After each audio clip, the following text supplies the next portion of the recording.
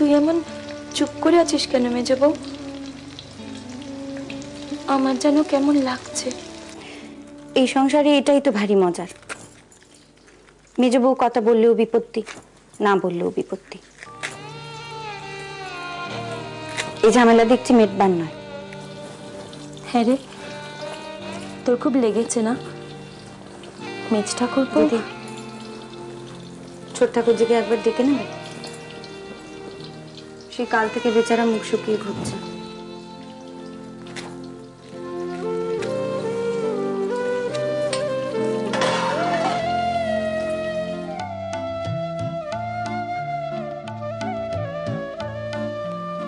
কাকা,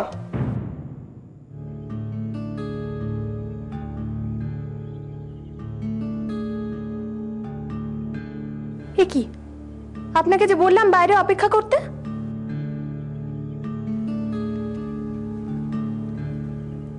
কাকা আমায় চিনতে পারছো? তুমি কে বটে? আমায় চিনতে পারলে না?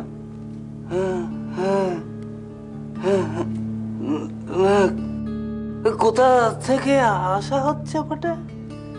কলকাতা। কলকাতা? হ্যাঁ। এবার চিনতে পারছো? হ্যাঁ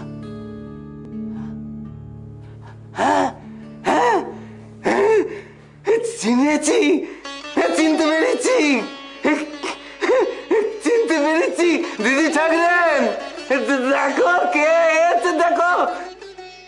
কি হয়েছে বঙ্কুদা?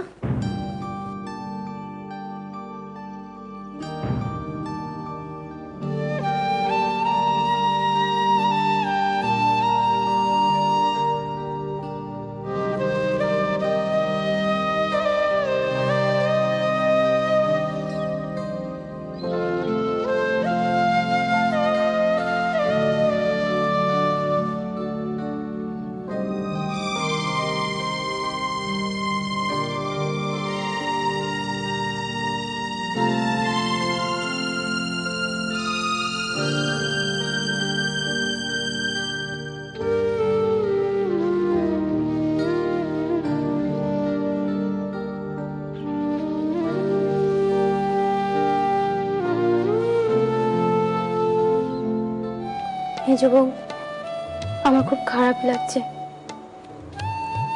কেন? তুমি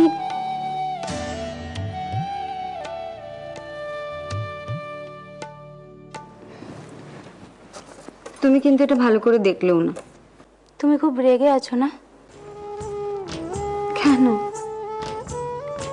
কাল আমি অত ভয় পেয়ে গেলুম বলেই তো সকলে মিলে তোমার এত কিছু বললে। তুমি ওরকম না করলেও এমনটাই হতো। মজা বোঝার মতো ক্ষমতা তো জগতে সবার থাকে না। তুমিও বলিহারি। কে বলেছিল তোমাকে এমন বিদঘুটে মজা করতে? তোমার কি বুদ্ধি শুদ্ধি নেই? নেই তো, বুদ্ধি শুদ্ধি নেই, সহবত নেই। সে যাই বলো, তুমি মোটেও ঠিক কাজ করোনি। তুমি জানতে মেজদা ওখানে বসে আছে, কোন বুদ্ধিতে তুমি আমাকে ওখানে পাঠালে? ঘাট হয়েছে, কতবার তো বললুম ঘাট হয়েছে। দুঃখে আমি ভাবলুম মা গঙ্গায় গিয়ে ঠাইনি। আহা বালাই ষাট, তুই কেন গঙ্গা গপ্পে যাবি? তোর বাড়িতে আসবটি নেই? ও দুটোকে কেটে টুকরো টুকরো করলি না কেন? হ্যাঁ, চি চি চি চি চি চি চি। বউকে তো আমি ঘুচিয়ে দিয়েছি, কিন্তু ঘোচাবার কথা তো ছেলেকে, ওর যে দোষ। তুই থাম তো, তোর মেজো বউটা কম কিসের? হ্যাঁ, আরে বাবা পুরুষ মানুষ, সে তো একটু এরকম বলবে। তোর তো বুদ্ধি আছে, তুই তো একটু থামাবি। হ্যাঁ, সে থামাবে?